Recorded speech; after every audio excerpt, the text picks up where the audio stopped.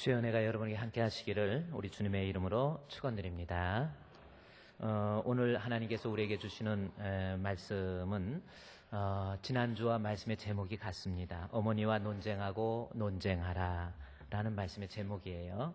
이 말씀이 어떤 뜻인지 우리가 지난주에 공부했고, 그렇다고 한다면 어머니와 논쟁하고 논쟁하기 위해서는 우리가 어떤 모습으로 승리해야 될 것인가 라는 것을 하나님 말씀을 통해서 살펴보고 은혜를 나누자, 그 말씀이지요.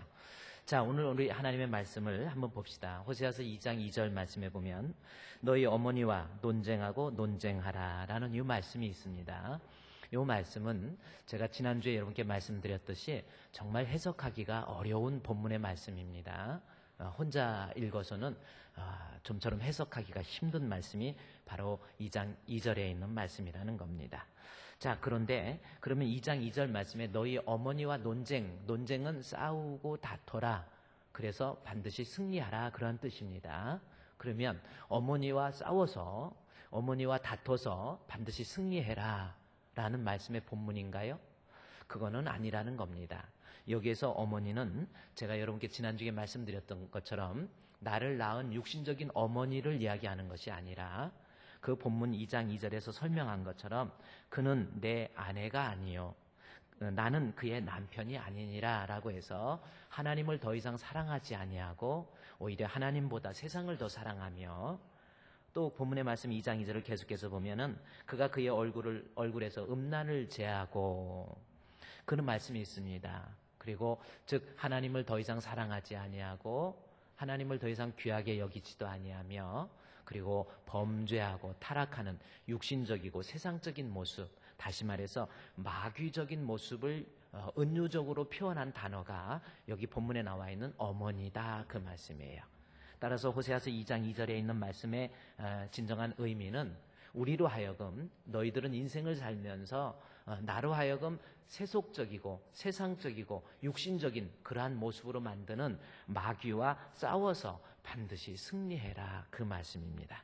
이 말씀 주신 대로 저와 여러분 이 땅에 살면서 우리를 미혹하고 우리로 하여금 넘어지게 하고 우리로 하여금 하나님과의 관계 속에서 이간해서 하나님으로부터 멀어지게 하고 우리 주님 앞에 참소해서 하나님 싫어지게 만들고 불안하게 하고 또 의심하게 만들고, 그러한 마귀의 괴계와 싸워서 승리할 수 있는 우리 성도님들 되시기를 주님의 이름으로 축원드립니다.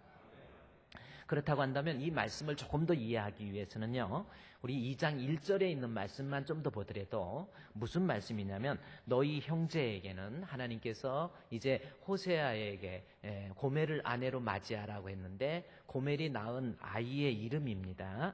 그 아이의 이름을 너희 형제에게는 암미라 하고 너희 자매에게는 루하마라 하라. 그리고 나서 바로 너희 어머니와 논쟁하라는 거거든요. 그러니까 이 말씀은 2장 1절에 나온 것처럼 암미라고 하는 것은 무슨 뜻인가 봤더니 1장 8절 말씀에 한번 여러분이 보세요. 이게 무슨 뜻인가 봤더니 여호와께서 이르시되 그의 이름을 로암미. 그런데 이 로라고 하는 것은 부정을 나타내는 히브리어의 단어입니다. 로암미 무슨 뜻인가 봤더니 너희는 내 백성이 아니다, 그런 뜻입니다. 그런데 하나님께서 10절에 나온 것처럼 그러나 그랬죠? 내 백성이 아니다고 하나님께서 너는 더 이상 내 백성이 아니야, 내 자녀가 아니야 라고 하나님으로부터 버림받을 수밖에 없는 로암미를 2장 1절 말씀에 보면 너희 형제에게는 암미라고 하고 로자를 뺐죠. 다시 말해서 이제는 하나님의 자녀로 하나님의 백성으로 하나님께서 회복시켜 주시겠다라고 하는 약속의 말씀이에요. 또 하나 2장 1절에서 계속 암미라 하고 너희 자녀에게는 루하마라고 합니다. 루하마는 무슨 뜻인가 하고 봤더니 1장 6절 말씀에 고멜이 임신해서 딸을 낳았는데 여호와께서 호세아에게 이르시되 그 이름을 루하마라고 하는 거예요. 로는 부정이라고 그랬죠? 그게 무슨 뜻인가 하고 봤더니 다시는 이스라엘 족속을 긍휼히 여기지 않고 하나님께서 더 이상 용서하지 않겠다, 더 이상 사랑하지 않겠다라고 하는 것이 루하마입니다. 그런데 1장 10절에 나온 것처럼 그러나 이후에 정말 사랑할 수 없는, 긍휼을 베풀 수 없는, 용서할 수 없는, 자비를 베풀 수 없는 그러한 존재라고 할지라도 2장 1절 말씀에 보면 너희 형제에게는 안미라 하고 너희 자녀에게는 이제는 뭘로 바꿔줍니까? 루하마로 바꿔주세요. 그것이 2장 1절까지의 말씀의 내용입니다. 그렇습니다. 우리 하나님이 어떤 분이신가에 대해서 이 호세아 선지자의 그 말을 통하여 우리에게 자세히 설명하고 있는 내용이 되겠지요. 우리 하나님, 내가 믿는 하나님은 어떤 하나님이십니까? 죄에 대해서 하나님께서는요, 용납하지 않으세요. 그러나 그의 백성을 끝까지 사랑하시는 우리 주님의 자비와 긍휼, 그 하나님이 우리가 믿는 하나님이세요. 내가 믿는 하나님은 어떤 하나님이에요? 나를 고아와 같이 버려두지 아니하시고 내가 곁길로 가고 딴 길로 가서 매를 맞을 수밖에 없는 그러한 죄악된 모습의 사람이라고 할지라도 그럼에도 불구하고 하나님께서는 그를 버리지 아니하시고 그에게 자비와 긍휼을 베풀어 주시는 하나님, 그 하나님이 우리가 믿는 하나님이십니다. 여기에서 우리 호세아서 6장에 한번 가볼까요? 자, 호세아서 6장에 한번 보면 거기에 성경에 우리 기록되어 있습니다. 6장 1절, 2절 말씀입니다. 6장 1절 말씀에 오라 우리가 여호와께로 돌아가자. 하나님께 회개한다라는 거죠. 그러면 여호와께서 우리를 찢으셨으나 도저히 은혜와 자비를 베풀 수 없을 만큼, 여기서 찢는다라고 하는 것은 그만큼 백성들의 죄악이 관영되어 있었어요. 찢으셨으나 하나님은 어떤 하나님이에요? 결국은 도로 낫게 해주세요. 참 자비로우신 하나님이시죠. 또 우리를 치셨으나, 때렸어요. 그러나 싸매어 주실 것이다 라는 겁니다. 그런 하나님이시라는 거죠. 6장 2절에 여호와께서 이틀 후에 우리를 살리시며 셋째 날에 우리를 일으키시리니 우리가 그의 앞에서 살리라 라고 했죠. 끝까지 버리지 아니하시는 은혜로운 우리 하나님, 그 크신 하나님의 사랑의 하나님이시다라는 겁니다. 여러분, 그렇습니다. 여러분 인생 살면서 혹시 지금 어떤 환경입니까? 어렵고 힘들고 물질적인 문제 때문에 고생하고 있지 않습니까? 요즘 살기 다 힘들잖아요. 또 영국에서 브렉시트 해가지고 EU에서 탈퇴, 그래서 거기에서 미치는 세계적 경제의 영향이 IMF 때하고 비슷할 정도로 오히려 더한다라는 거죠. 정말 위기가 닥쳤어요. 앞으로 내가 어떻게 살까? 내 미래는 어떻게 될까? 불안해하고 걱정하고 우리가 그러는 사람들이잖아요. 때로는 육체의 건강 때문에 내가 지금 고민하고 있을 수 있습니다. 도저히 해결할 수 없는 육체의 질병 속에서 내가 고민할 수도 있고 두려워할 수도 있고, 이것이 인생이잖아요. 가정과의 관계 속에서 부부간의 갈등으로 인해서 너무나도 힘들고 내가 살아야 되는지 헤어져야 되는 건지 이것 때문에 고민도 하고 이런 상황. 그런데 놀라지 마십시오.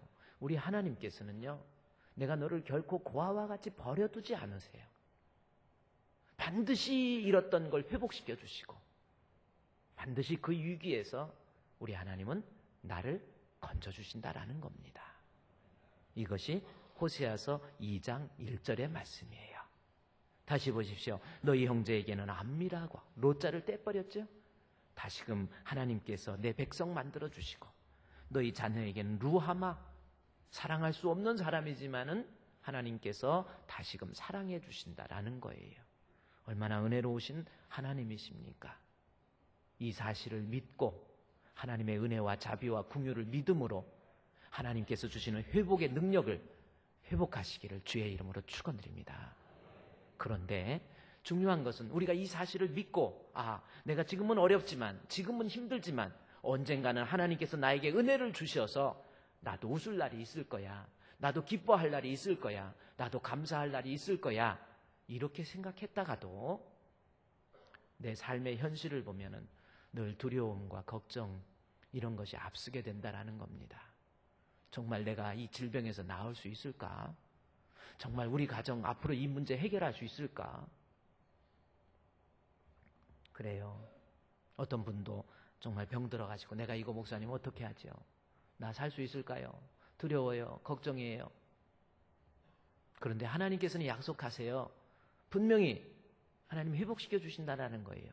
아멘 하고 믿었는데 또 내 삶의 모습을 보면 아니야, 나는 피곤해, 난 죽을 것 같아. 이것이 또 영적으로는 하나님이 나를 정말 용서해줘, 나 같은 죄인은 어떻게 용서해줘? 아니야, 하나님이 용서할 수 없어. 나는 하나님으로부터 버림받았어. 그것이 사람의 마음이다라는 겁니다.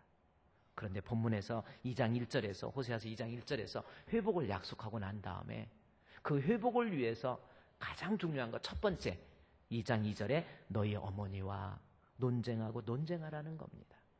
나로 하여금 두렵게 만들고 불안하게 만드는 거, 자꾸 걱정하게 하고 원망하게 하고 답답하게 만드는 거, 이거 사실은 마귀가 나로 하여금 하나님과의 관계 속에서 이간하고 하나님을 못 믿게 하고 두렵게 만드는 마귀의 괴계입니다.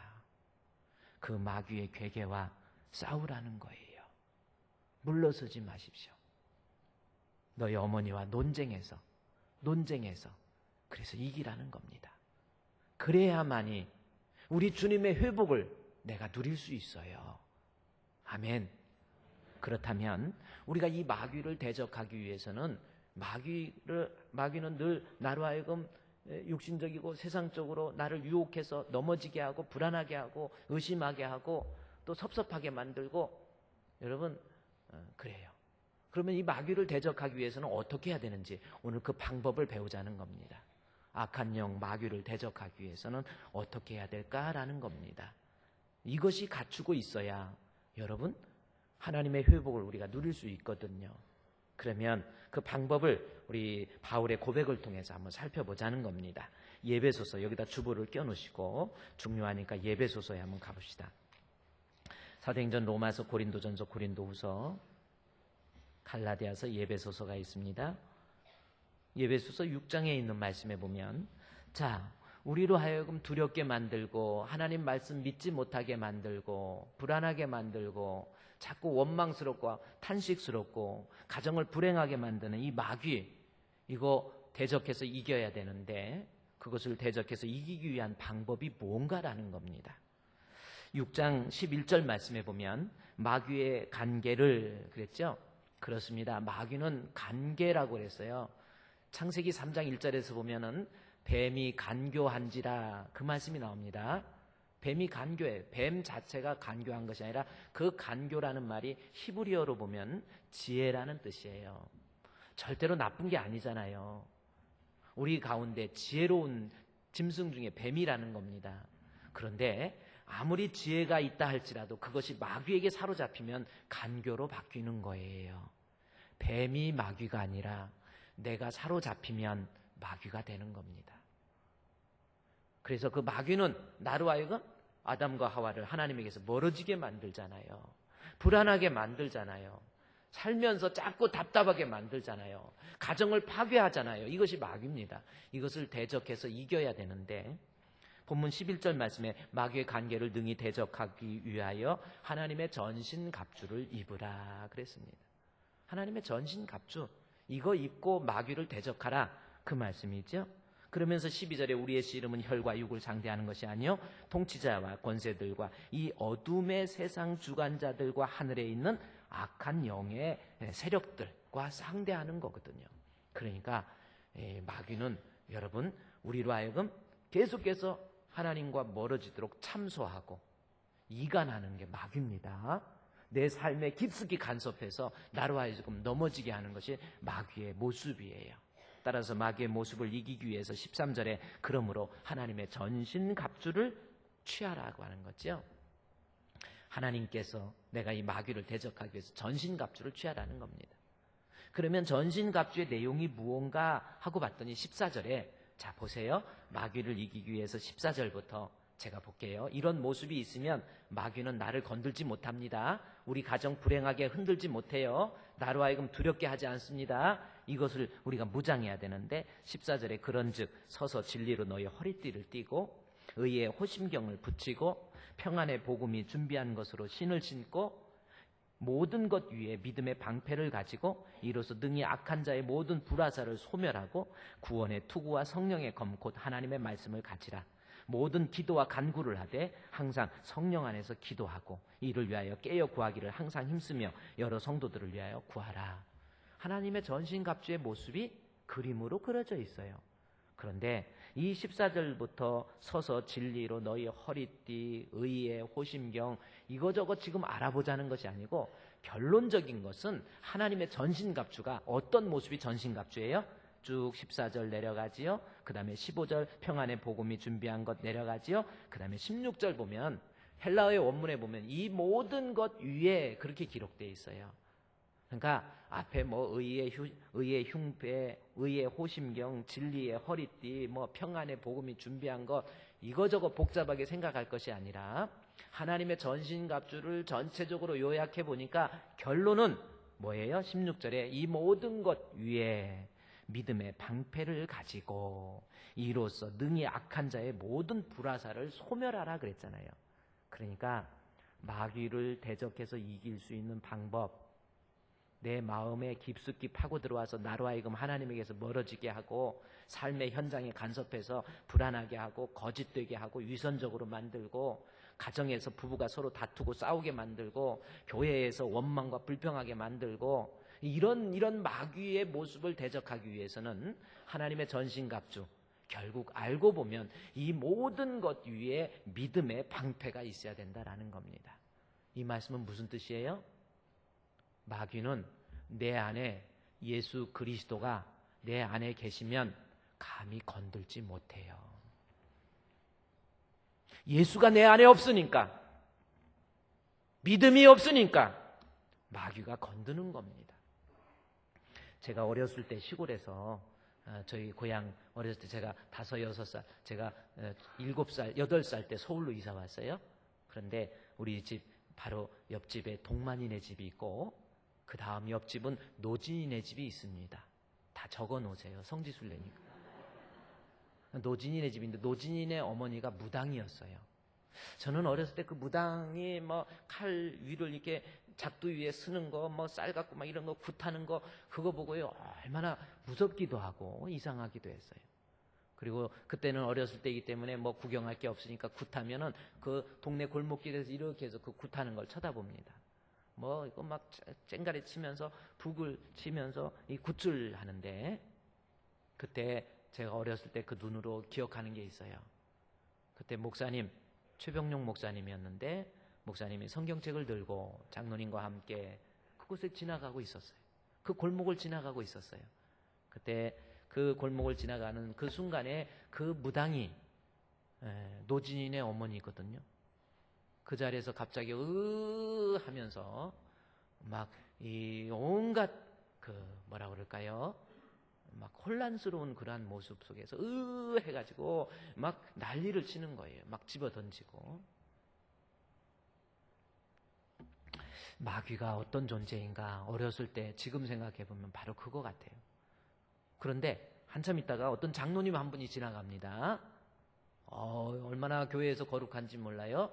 장로님이 지나가는데 굿을 하다가 노진이네 어머니 무당이 그 장로님을 보더니 정말 보고 웃으면서 이리 와봐 이리 와봐 너 이리 와봐 이리 와봐 너 예수가 그 안에 계시지 않는 사람 있잖아요. 교회 다니지만 믿음 없는 사람들, 뭐 장로가 됐어도 믿음 없는 사람들 있잖아요. 어떤 목사님들 고민합니다. 강대상에 이렇게 있는데 우리 교회는 안 그러지만 강대상에 예배 드릴 때 장로님들 앞에 계시잖아요.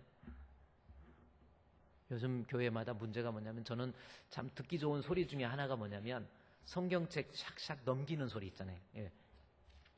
이게 참 정감이 있고 펜으로 글을 쓰는 소리 참 정감 있잖아요. 요즘에는 뭐 카톡으로 뭐 편지를 안 쓰잖아요. 그냥 카톡으로 보내버리고 예배 시간에 휴대폰 문제가 너무나도 문제라는 목사님 설교하면 거의 휴대폰 가지고 앉아서 지금 집어넣어봐야 늦었어요. 제가 비밀봐요. 휴대폰 가지고 검색하고 뭐하고 이러고 있는 거예요. 그러다 앉았다 그냥 가는 거예요. 교회 다닌다고 다 믿음 있는 게 아니라는 겁니다. 근데 더 무서운 것은 강대상 앞에 올라와 있는 장로님이 저는 뭐 휴대폰 하는지 안 하는지도 모르겠지만 강대상에서 휴대폰을 하고 있다라는 거예요. 어떤 장로님은 강대상에서 졸고 있는 거예요. 뭐 오늘 그렇지 않겠죠? 이거 심각한 문제입니다. 교회 다닌다고 다 믿음 있는 게 아니에요. 내가 마귀를 이기기 위해서는 우리 가운데 예수님이 나의 믿음의 주로서 좌정하고 계셔야 돼요. 할렐루야! 믿음도 없이 믿음 있는 척하는 것이 아니고, 믿음도 없이 교회 다니는 거 마귀가 가지고 놉니다. 이리 와보라고 그래요. 마귀가 가지고, 귀신이 먼저 알아요. 본문의 말씀에서요, 호세아서 2장에 다시 가보십시오. 2장 2절 말씀에 너희 어머니와 논쟁하고 논쟁하라라는 겁니다. 2장 1절에서 하나님께서 약속한 회복의 은총을 내가 누리기 위해서는요, 우리 가운데 마귀가 나로 하여금 하나님에게서 멀어지게 하고, 마귀가 자꾸 참소해서 신앙에서 멀어지게 하고, 하나님 말씀을 못 믿게 만들고, 불안하게 만들고, 답답하게 만들고, 가정에 가서도 부부가 살면서 막 미워지기 시작하는 거예요. 왜 이렇게 미워지냐? 옛날 거 다 생각나가지고 막 미워지기 시작하는 거예요. 그건 마귀가 하는 짓이에요. 마귀를 대적해서 이기라. 어머니와 싸우고 논쟁하고 논쟁하라는, 마귀와 싸워서 이길 수 있는, 그러기 위해서는요, 우리 가운데 믿음이 있으면 마귀는 못 건듭니다. 왜 불행한 거예요? 왜 답답한 거예요? 사실은 교회는 다니지만 내 안에 아직은 예수가 계시지 않는 거예요. 믿음이 없는 거예요. 믿음이 없이도 얼마든지 주의 일을 할 수 있잖아요. 믿음이 없이도 집사 될 수 있고 장로 될 수 있고, 믿음이 없이도 목사 되는 사람들도 있단 말이에요. 무엇을 보면 알 수 있습니까? 그의 삶을 보면 알아요. 마귀의 대적에 그대로 넘어가는 거예요. 세속적이고 육신적이고 마귀적인 모습에 여전히 넘어가가지고 예수 믿는다 그러면서 늘 불안해하고 답답해하고 원망하고 불평하고, 부모를 원망하고 형제를 원망하고 남편을 미워하고 아내를 미워하고 교회에서 늘 다투고 분쟁하고. 그게 뭡니까? 내 안에 믿음이 없으니까 마귀가 건드려서, 마귀가 흔들어서 나로 하여금 넘어지게 하는 거라는 겁니다. 예수님 내 안에 있으면요, 두려움이 사라져요. 여러분, 마틴 루터 아십니까? 1517년 마틴 루터가 천주교 신부였어요. 95개조의 천주교에 대한 반박문을 가지고 1517년 10월 31일 날 독일의 비텐베르크의 만민 성자교회 앞에 그 95개조의 반박문을 붙였어요. 그런데 이로 인해서 루터에 의한 종교개혁이 시작되는 건데, 천주교가 이거는 귀신들의 단체, 귀신들의 마귀의 회집이라고 하잖아요. 마귀의 단체, 천주교라는 겁니다. 그럴듯하게 전 세계적으로 거대하게 조직을 만들어가지고, 뭐 십자가도 변형은 시켰지만 십자가도 달아놓고 뭐 성당 이렇게 만들어놨지만은 사실은 그거는 성경에서 이탈해도 한참 이탈한 이단 중에서 최고의 이단이 천주교입니다. 마틴 루터가 천주교의 신부로서 야 이건 아니야 해가지고 반박문을 썼는데, 종교개혁 이 반박문을 쓰기 전에 루터의 마음속에 너무나도 두려움이 앞서기 시작한 거예요. 왜 그렇습니까? 그때 당시에 종교재판이라고 하는 것, 여러분이 상상할 수 없을 만큼 너무나도 잔인한 모습이 종교재판이었단 말이에요. 루터가 만약에 95개조 반박문을 만민 성자교회 앞에다 붙여서 이것이 종교개혁의 시초가 된다고 한다면 교황 모독죄, 뭐 신성 모독죄 다 들어갑니다. 결국 루터는 성직을 박탈당할 뿐만 아니라 그 사람은 더 이상 살 수가 없는 거예요. 자기만 못 사는 게 아니라 가족들까지 전부 불살라서 죽여버립니다. 그때 종교재판이 그렇게 무서웠어요. 히틀러가 죽인 사람들보다, 폴포트, 캄보디아의 폴포트가 죽인 사람들보다, 2차 세계대전에 의해서 죽었던 인구보다 캐톨릭에서 죽인 인구가 더 많습니다. 모르셨죠? 종교재판, 회부되면 완전히 그냥 처참하게 죽이는 거예요. 목을 잘라서 죽이고 사지를 찢어서 죽이는 거, 그건 보통 그 고문 기구가 얼마나 비참한 고문 기구가 다 있는 중세 암흑기예요. 종교 재판에 회부되면 그건 큰일 날 정도가 아니에요. 죽은 사람 시체도 꺼내가지고 다시 불태우고 다시 잘라요. 이게 종교 재판입니다. 루터가 천주교에 대해서 반박문을 썼을 때 두려운 마음이 왜 없겠습니까? 너무나도 걱정스럽지요. 그래서 그가 멈칫멈칫합니다. 이걸 어떻게 할고, 두려워해서 방 안에서 이것을 어떻게 할고 고민하고 걱정스럽고 답답하기도 하고 너무나도 두려워서 방 안에서 머뭇머뭇하고 있을 때 방 밖에서 울음소리가 들리는 거예요. 펑펑 울음소리가 들려서 이게 무슨 소리일까 해서 옆방에 있는 문을 열어서 보니까 아내가 상복을 입고, 카드린 드 모르라고 하는 아내입니다. 그 아내가 상복을 입고 펑펑 우는 거예요. 왜 그러냐 그랬더니 하나님이 돌아가셨어요 그러는 거예요.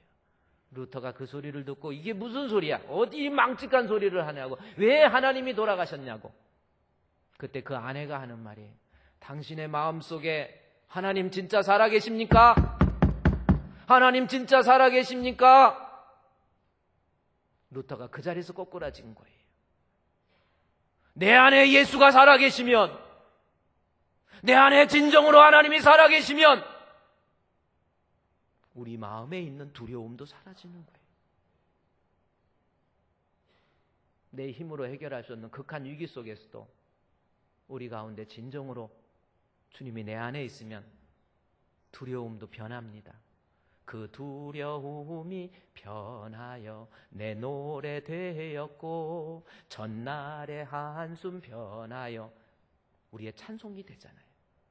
여러분, 교회를 다니면서도요, 사실은 내 마음속에 믿음이 없으니까 믿음 없는 행동, 믿음 없는 생각을 하는 것, 그거 아닙니까? 내 안에 예수가 살아서 움직이면요, 우리는 마귀를 능히 대적할 수 있어요. 제가 어느 책자에 읽어보니까 장로님이 됐는데도, 오늘 장로님이 얘기해서 자꾸 죄송한데 우리 교회 장로님들은 참 다 좋으신 분이고 저쪽에 있는 장로님들이 좀 문제가 있는 분들이 계실 수가 있는데 장로님이 됐는데도 담배를 못 끊는 거예요. 술도 못 끊고. 예배만 참석하면, 장로가 되면서 그랬대요. 예배 시간 내가지고 예배 참석하면 나는 할 일을 하나님께 다 했다 생각을 했는데 신앙이 들어가다 보니까, 믿음이 들어가다 보니까 이게 아니더라는 거예요. 내가 예배 참석해 주는 것이 내 신앙이 아니라 내가 적극적으로 하나님 앞에 끊을 거 끊어야지. 그런데 담배를 하루에 3가피를 피웠다고 합니다. 그러니까 10분 만에 한 가피에 얼마 들었는지 몇 개 들었어요? 한 가피에? 이남진 장로님 몇 개 들었습니까? 몇 개 들었는지 모르겠는데, 그래 10분마다 하나씩 담배를 필 만큼 그야말로 저기 한 거예요. 교회 가더라도요, 이 담배 피는 것 때문에 늘 좀 마음이 껴리끼고, 목사님 앞에 갈래도 항상 이렇게 이야기해요. 목사님 안녕하세요 목사님 하면서 등으로 꺾는 사람들 보면 저도 좀 두려워요. 이분이 아직도 못 끊을 게 있구나 하고. 그래가지고 이렇게 하는데 담배를 못 끊었는데, 그분이, 목사님께서 그걸 아시고, 장로님 우리 기도합시다. 그래, 같이 기도하고 담배를 끊으려고 별거 다 해도 안 됐는데, 우리 주님 앞에 기도하는 가운데 우리 주님께서 그 사람의 마음 하나님께서 붙잡아 주신 거예요. 정말 기도하는 가운데 자기도 놀라울 만큼의, 생각지도 않았는데 담배가 그렇게 싫어지더라는 거예요. 그러면서 담배 마귀 물러나라고 막 기도했대요. 마귀도 희한한 마귀가 다 있나 봐요. 예수 믿으면 내 죄악된 모습, 마귀에 의해서 조정되는 거 지킬 수 있단 말이에요. 성경에 보면요, 여러분 시편 19편에 있는 말씀, 29편에 있는 말씀, 저는 이 말씀을 듣고 말씀을 보면서 정말 많은 은혜를 받았어요. 시편 29편에 있는 말씀은 제가 좀 다 보면서 하면 좋겠지만, 정말 저는 이 말씀을 읽고 듣고 묵상하면서 하나님께서 내 마음에 주시는 그것을 통해서 제가 많은 것 깨달았어요. 말은 목사이지 실제로 살아가면서 내 마음속에 있는 아직도 두려운 마음, 아직도 믿지 못하는 마음, 우리 주님께서 이 말씀을 통해서 저를 꾸짖으시더라고요. 한번 시편 29편 우리 한번 보도록 할까요? 자, 어떤 모습인지 시편 29편에 있는 말씀에 보면 29편 여러분 한번 보십시오. 29편에 있는 말씀을 제가 한번 읽어드리는데 11절까지 있는 말씀인데요. 읽어드리는데 이것이 무슨 말씀인지 여러분 과연 이해할 수 있을까라는 겁니다. 29편의 1절에서 이 말씀을 보면 결국 다윗이 그 불안한 환경 속에서 우리 하나님을 인격적으로 만나게 되고 주의 영에 감동이 되니까 그 어려운 환경과 그 모든 처지들이 오히려 하나님께 영광이 되는 모습으로 바뀌고 있는 모습이에요. 그것이 시편 29편입니다. 29편 1절부터 제가 읽어드리면 갑자기 분위기가 마치 하늘의 천상에서 하나님 앞에 예배드리는 그러한 모습이 그려져 있어요. 29편 1절에 너희 권능 있는 자들아 영광과 능력을 여호와께 돌리고 돌릴지어다. 여호와께 그의 이름에 합당한 영광을 돌리며 그 거룩한 옷을 입고 여호와께 예배할지어다. 천상에서 하나님 앞에 예배하는 모습이 지금 그려져 있는 겁니다. 우리가 예배 시간에 하나님 앞에 영광 있는 자를 여호와께 돌릴지어다. 그의 이름에 합당한 영광을 들며 거룩한 옷을 입고 하나님께 예배하는 예배의 분위기가 시편 29편 1절과 2절에 있는 말씀의 내용입니다. 그런데 읽다가 보면은 지금 29장 11절 말씀의 마지막 절에서 보면 어떤 내용이 있냐면 여호와께서 자기 백성에게 힘을 주시며 여호와께서 자기 백성에게 평강의 복을 주시리로다. 이 말씀이 있어요. 근데 이 말씀은 어떤 의미냐면 지금 다윗이 시편 29편을 쓸 당시에 다윗이 처해 있는 환경을 그림으로 그려놓은 내용이 시편 29편 11절에 있는 말씀의 내용이라는 겁니다. 그러면 지금 다윗이 시편 29편을 쓸 때 그의 환경이 어떤 환경이었는지 우리가 이 본문을 통해서 읽어볼 수가 있어요. 어떤 내용입니까? 29편 11절에 여호와께서 자기 백성에게 힘을 주신다라고 하는 것은 지금 다윗이 하나님 앞에 하나님 나는 도움을 받아야만 살 수 있습니다. 나는 지금 힘이 없어요. 주님이 누군가가 건져주시지 않으면 나는 살 수가 없습니다. 그 고백이 여호와께서는 자기 백성에게 힘이 없는 상태예요. 뿐만이 아니라 자기 백성에게 평강의 복을 주신다라는 말씀의 고백을 통해서 지금 다윗이 극한 위기 속에서 심히 불안한 상태, 너무나도 힘들고 어렵고 누군가가 도움이 없이는 이곳에서 헤어나올 수 없을 만큼의 극한 위기, 그 속에 지금 다윗이 처해 있다라는 것을 시편 29편 11절의 말씀을 통해서 알 수 있다라는 겁니다. 이 상황에 대해서 시편 29편의 환경을 이해해야 이 본문을 해석할 수 있기 때문에 이 환경에 대해서 많은 신학자들의 논쟁이 많이 있어요. 아, 다윗이 지금 육체의 질병으로 인해서 죽을 위기에 빠져 있구나. 그래서 하나님 그의 백성에게 힘을 주신다고 하지 않았습니까? 나에게 힘을 주셔서 이 위기에서 건져 주옵소서. 그렇게 생각하는 학자들도 있습니다. 또 하나는 그의 아들 압살롬이 반란을 일으켰을 때 다윗이 유리하면서 도망갔을 때 거지처럼 막 살고 있을 때 그때 하나님 나 너무나도 힘듭니다. 나 너무나도 억울합니다. 하나님 이 위기에서 건져 주옵소서라고 하는 그러한 위기의 상황이 시편 29편의 상황이다. 그렇게 해석하는 사람들도 있습니다. 그런데 조금 더 설득력 있는 이 말씀은 어떤 말씀이냐면 지금 다윗이 힘을 주옵소서, 하나님 불안합니다, 내게 편안함을 허락해 주시옵소서 이렇게 기도를 하면서 이 배경이 어떤 배경이냐면 사울 왕에 의해서 다윗이 쫓겨나게 된 거예요. 사울 왕은 틈만 있으면 다윗을 죽이려고 합니다. 다윗이 견디지 못해서 목숨을 부지하기 위해서 광야로 도망가 버린 거예요. 광야는 어떤 곳입니까? 도저히 사람이 살 수 없는 곳이에요. 뜨거운 뙤약빛에 의해서 어떤 생물들도 살아나기 힘들 만큼의 고된 환경이 광야입니다. 나무 하나 제대로 자라지 않아요. 나무 그늘 하나 제대로 없습니다. 마실 물이 제대로 있는 것도 아닙니다. 광야로 도망간 거예요. 왜? 사울이 생각할 때도 얘가 설마 광야로 갔겠냐? 거기 갔으면 살 수가 없지. 이렇게 생각하기 때문에 그가 살기 위해서 광야로 도망간 겁니다. 너무나도 뜨거운 태양빛 의해서 다윗은 죽을 것 같은 거예요. 이러다가 죽을 것 같은 거예요. 밤에는 또 얼마나 춥습니까? 차가운 달빛, 쏟아지는 별빛 속에서 여기저기 울부짖는 짐승 소리만이 만연돼 있는 곳이 그 광야입니다. 너무나도 힘들게 짐승처럼 너무나도 비참하게 너무나도 서글픈 모습으로 살고 있는 다윗의 모습이에요. 살기 위해서 조그마한 동굴 속으로 들어가게 되지요. 동굴 속에 들어가서 추위를 이기기 위해서 먹을 것도 제대로 없는 상황 속에서 떨어지는 물방울을 제대로 마시지도 못하면서 그렇게 지금 처해 있는 환경이 바로 그 모습이라고 하는 겁니다. 그런데 갑자기 동굴에 있는 다윗에게 갑자기 밖에서 엄청난 비가 오는 거예요. 여러분 비 오는 거 좋아하십니까? 어때요 여러분은? 비 오는 거 좋아해요?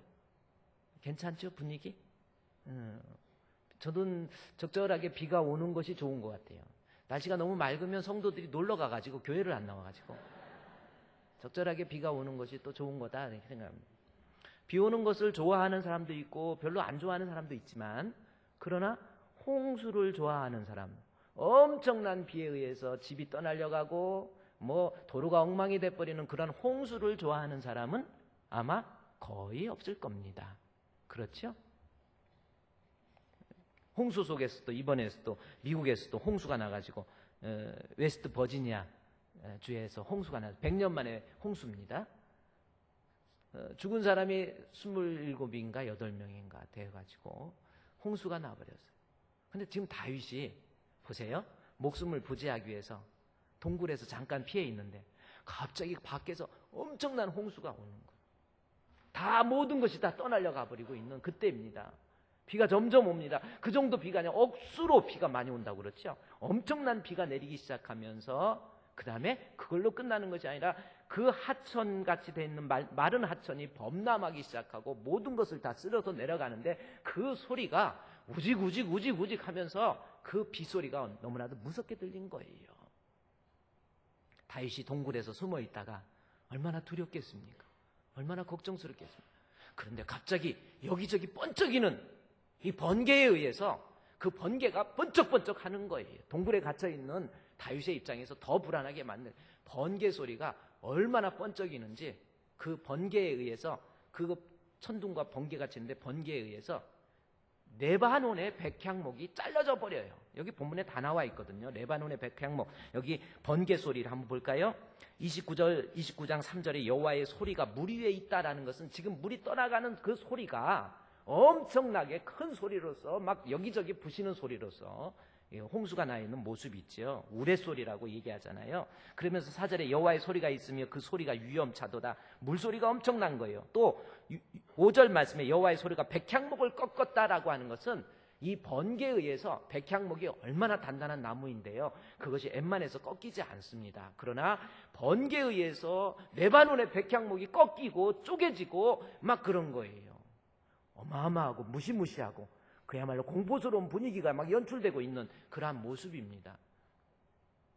그뿐만이 아니죠. 8절 말씀을 들은 그 소리가 이제는 천둥 소리가 나요. 천둥, 여호와의 소리가 광야를 진동해가지고 가데스 광야를 진동해. 천둥 소리에 의해서 우르르르 하면서 광야가 진동하고, 그렇죠? 가데스 광야를 진동시키고 산맥이 뒤축이 흔들리기 시작하는 그러한 모습입니다. 얼마나 그 소리가 천둥 소리가 큰지 9절에 여호와의 소리가 암사슴을 낙태케 하시고 이렇게 나와요. 천둥과 번개에 의해서 살림에 불이 붙기 시작한 겁니다. 그래서 살림을 맑게 벗기시니 이런 모습이 지금 다윗이 보세요. 다윗은 왕궁에서 이 일을 당한 것도 아니에요.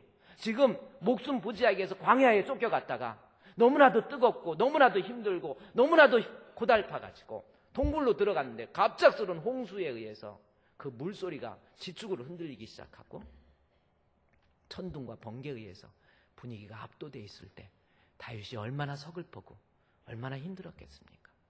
그러나 다윗이 그 자연의 그 모습을 쳐다보는 순간 주의 영의 감동을 받게 됩니다. 주의 영이 다윗의 마음을 적시게 되니까 거기에서 천둥 소리가, 물 소리가, 번갯빛 번쩍이는 소리가 여호와의 소리로 들리기 시작한 거예요. 그래서 본문의 말씀에 보면 3절부터 여호와의 소리, 4절에 여호와의 소리, 5절에 여호와의 소리, 7절에 여호와의 소리, 8절에 여호와의 소리, 9절에 여호와의 소리, 7번이나 이제는 번개 소리, 천둥 소리, 이 모든 것, 살림이 움직이고 뒤틀리는 이 모든 것들이 하나님의 소리로 들리기 시작한 거예요. 그러면서 그 소리가 천둥이 붕 쳤을 때 마치 다윗은 그때부터 내 안에 하나님이 들어와 계시니까 천둥 소리가 하나님께 영광을 돌리는 천사들의 합창으로 들린 거예요. 본문 볼까요? 그것이 9절입니다. 여호와의 소리가 암사슴을 낙태케 하고 살림을 맑게 벗기시니 그의 성전에서, 보세요, 이 소리가, 천둥과 번개와 물소리가 그의 성전에서 그의 모든 것이 말하기를 영광, 영광, 영광. 내 안에 하나님이 계시면 아무리 폭풍우가 몰아친다 할지라도, 나를 공포스럽게 하고 나를 불안하게 하고 나를 걱정스럽게 하는 거라 할지라도 그 모든 것이 하나님의 소리로 들리기 시작하고, 마치 천상에서, 이제는 천둥 소리가 천상에서 하나님의 천사들이 1절 2절 말씀해 보면 주님 앞에 주께 영광, 주께 영광, 번쩍 하면 영광, 우르릉 꽝 하면 영광, 찬양 소리로 들린 거예요. 실제로 다윗이 꾸며내는 것이 아니라 정말 내 안에 두려움과 걱정과 불안함과 극한 위기 속에서 내가 어찌 살 수 있을까, 그런 마음 들었을 때 내 마음을 흔들고 있는 약한 영의 역사를 성령께서 그 마음을 감동시켜 주시니까 그 뜨거운 햇빛도, 휘몰아치는 바람도, 몰아치는 빗물도 하나님의 음성으로 들린 거예요. 다윗이 동굴에서 어떻게 합니까? 동굴에서 있다가 불안한 그 심정에서, 걱정스러운 환경 속에서 제대로 먹지 못하고 거지처럼 살고 있다가 갑자기 주의 영의 감동이 되니까 그 몰아치는 그 폭풍우 소리에, 그 내려오는 쏟아붓는 그 장마 물소리, 물에 뛰어나가가지고 하염없이 비를 맞으면서 손을 들고 목이 외치도록, 목이 새도록 주여 영광, 영광. 이게 시편 29편이에요. 아무리 나를 불안하게 하고 아무리 나를 두렵게 하는 것이 나를 무너뜨리려고 한다 할지라도 내 안에 주의 영이 있으면, 내 안에 그리스도에 대한 믿음이 있으면 그것도 하나님께 영광으로 바뀝니다.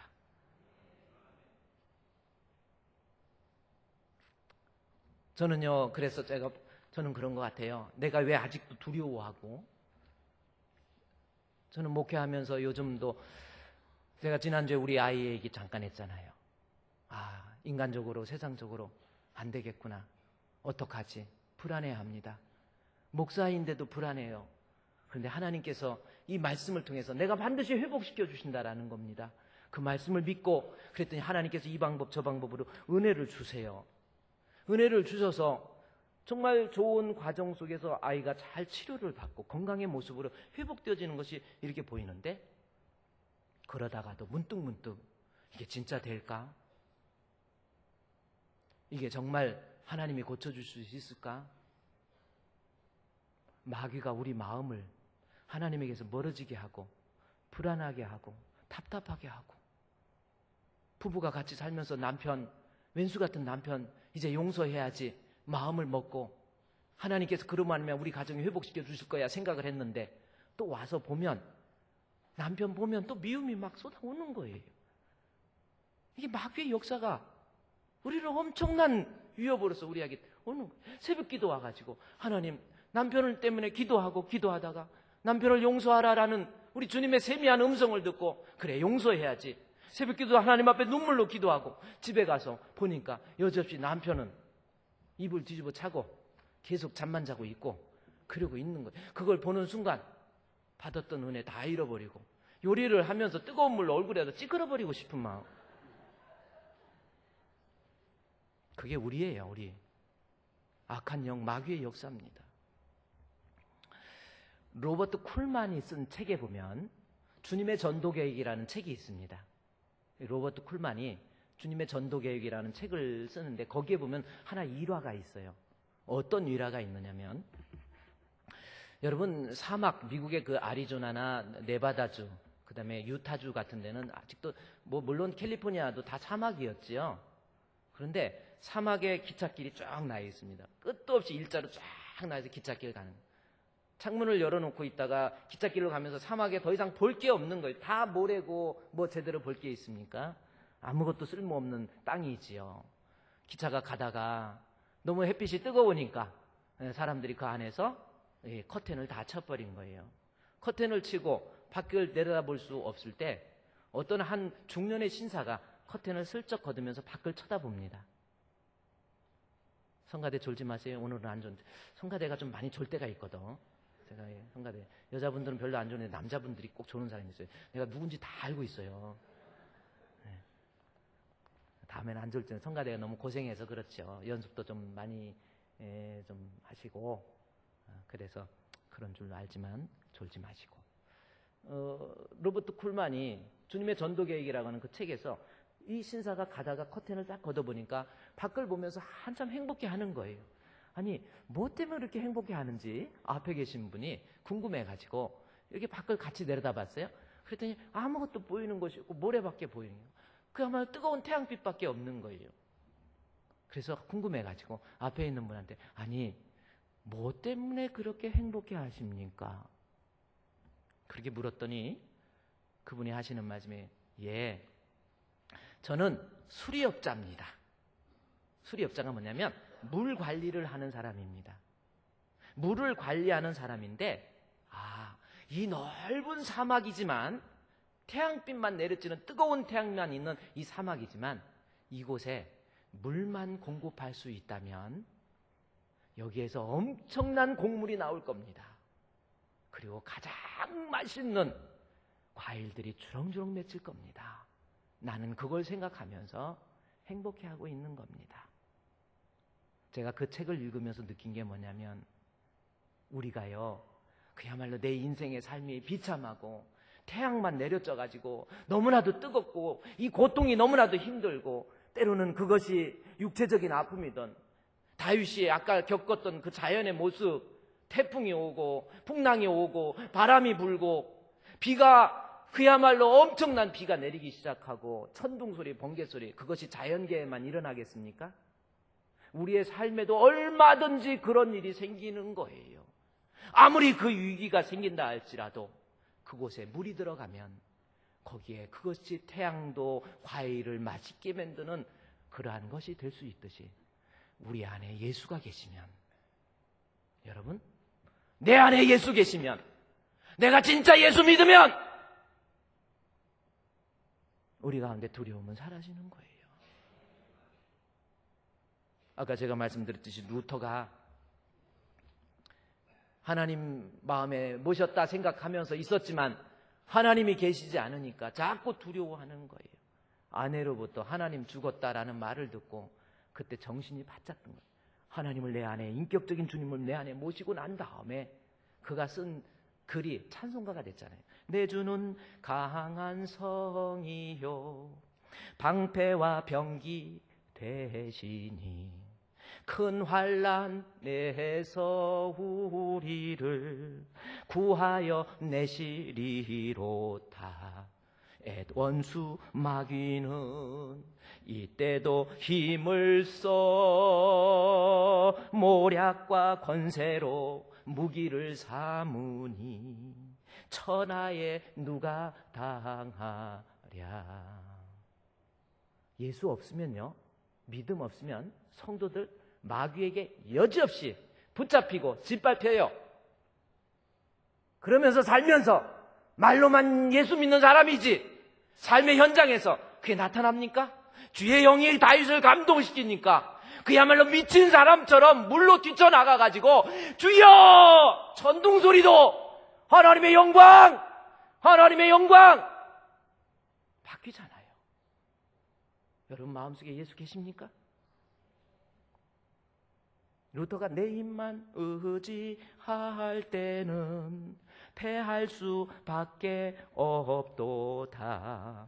힘있는 장수 나와서 날 대신하여 싸우네. 이 장수 누굽니까?